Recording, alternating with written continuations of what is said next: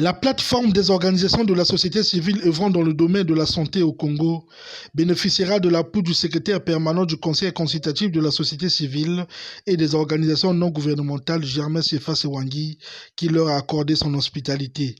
Ceci dans le cadre de leur plaidoyer pour le décaissement de la contrepartie de l'État à la subvention du Fonds mondial concernant les maladies telles que le VIH-Sida, la tuberculose et le paludisme. Un mémorandum contenant des doléances y afférentes à ce plaidoyer a été remis au secrétaire permanent. Alors cette situation est une situation sanitaire préoccupante et nous sommes venus voir M. le SP pour qu'il nous appuie dans ce plaidoyer parce que si on n'y prend pas garde, si rien n'est fait, plusieurs milliers de nos concitoyens seront en danger. En première ligne, nous pouvons citer les malades concernés par les 3 maladies qui n'auront plus accès à la gratuité, qui n'auront plus accès aux services de sensibilisation et de traitement.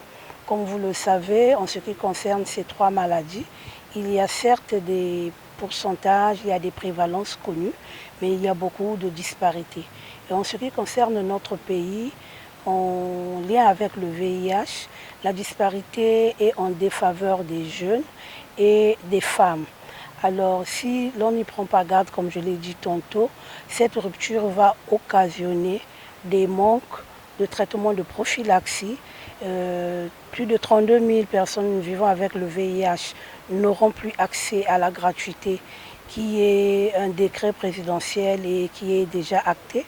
Plus de 4 000 malades de tuberculose n'auront plus leur antituberculeux et plus de 20% de la population n'aura plus accès aux produits contre le paludisme.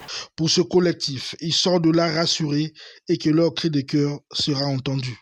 Oui, parce que nous avons reçu de M. le secrétaire permanent une garantie de relayer notre SOS, de voir les décideurs, donc de frapper aux bonnes portes. Et nous espérons que notre appel, notre SOS sera entendu et que dans les jours qui vont suivre, nous allons recevoir gain de cause.